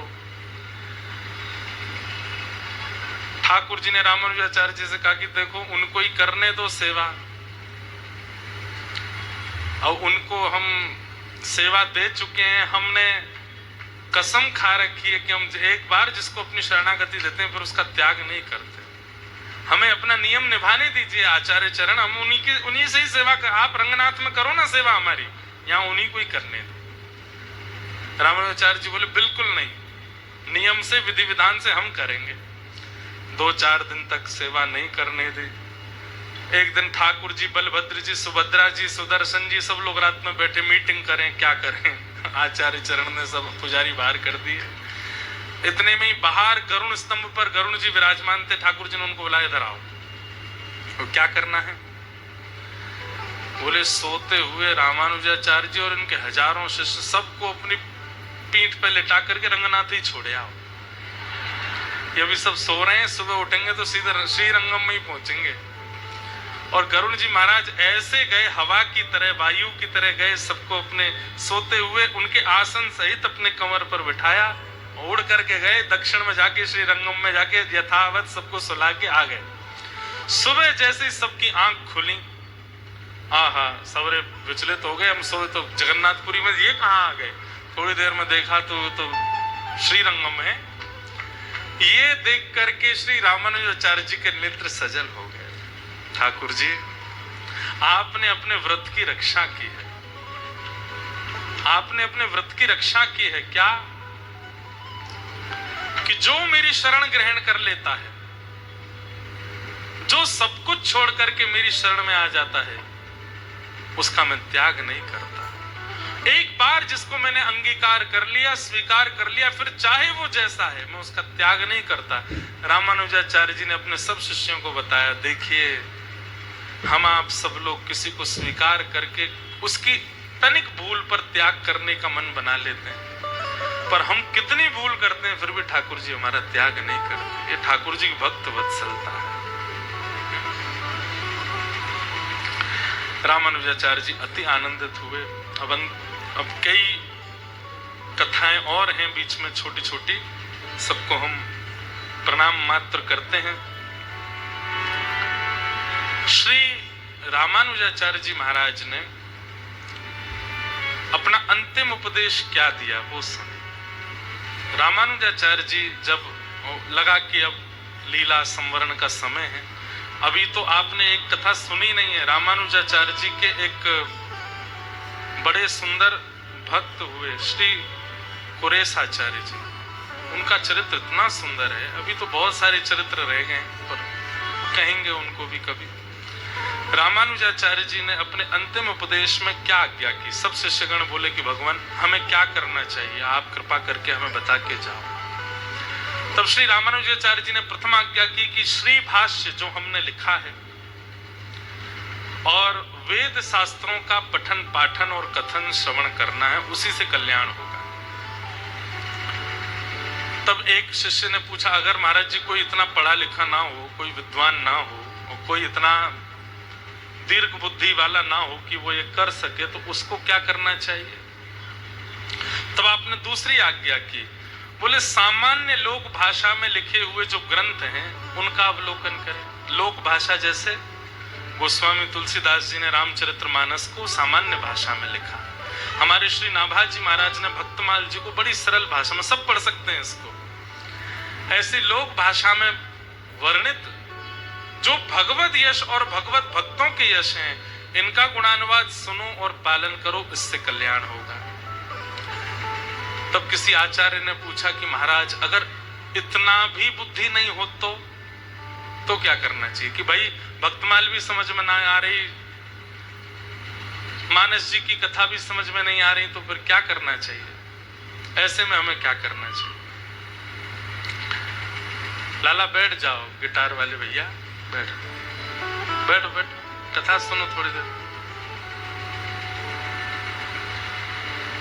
ध्यान से सुनिए।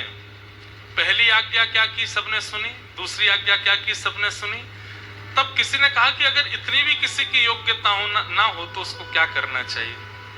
तब रामानुजाचार्य जी ने कहा, अपने जीवन के कार्यों से जब लगे कि निवृत्ति हो गई या फिर निवृत्ति न भी हुई हो, तो भी उस काल में तीर्थ या सुंदर धामों में जाकर के निवास करना प्रारंभ कर दे, तो उसका कल्याण हो जाएगा। वेद शास्त्र नहीं पढ़ सकते, सुन सकते, सामान्य लोग भाषा के ग्रंथों को भी नहीं समझ पा रहे हो, तो फिर तीर्थ यात्राएं करो, तीर्थों में रहो, धाम निवास करो, उससे कल्याण हो जाएगा। किसी ने कहा अगर ये भी किसी की योग्यता ना हो, कोई तीर्थों में ना जा पा रहा हो, तो उसको क्या करना चाहिए? तब आचार्य चरण अंतिम वाणी कहते हैं कि अपने गुरु के द्वारा प्रदत्त जो मंत्र है उसका निरंतर ध्यान करते रहो, उसका निरंतर गान करते रहो। और वैष्णव भक्त, दुनिया की ऐसा कोई सा कोना नहीं है जहां वैष्णव भक्त ना जाते हों। जहां कहीं भी वैष्णव दिखें, भक्त दिखें, हरिजन दिखें, उनकी सेवा करो। गुरु प्रदत्त मंत्र का जाप करो, और गुरु प्रदत्त मंत्र भी नहीं है तो हरि का नाम, हरि हरि हरि हरि हरि हरि, कृष्ण कृष्ण कृष्ण कृष्ण कृष्ण, राम राम राम राम राम, गोपाल गोपाल गोपाल, माधव माधव मधुसूदन, ये सब नाम है। हरे कृष्ण कृष्ण कृष्ण हरे हरे, हरे राम राम राम हरे हरे। महामंत्र कितना सरल। विजय मंत्र श्री राम जय राम, श्री राम जय राम, कितना सामान्य। श्रीमन नारायण नारायण नारायण, भजमन नारायण नारायण, कितना सरल। बोले जो कुछ नहीं कर सकता वो या तो गुरु प्रदत्त मंत्र का उच्चारण करे या भगवान नाम के आश्रित होकर के वैष्णव जनों की सेवा करता रहे, उसका उद्धार हो जाएगा। और इस प्रकार आचार्य चरण ने अपनी वाणी प्रदान की। ठाकुर जी बड़े प्रसन्न रामानुजाचार्य जी के भाव से हुए और ऐसे सब भावों के साथ आचार्य चरण के चरित्र को हम बारंबार प्रणाम करते हैं। बोलो श्रीमन नारायण भगवान की। शेषावतार भाष्यकार श्री रामानु स्वामी जी महाराज की जय। जय श्री राम, जय जय श्री राम, जय जय श्री राम।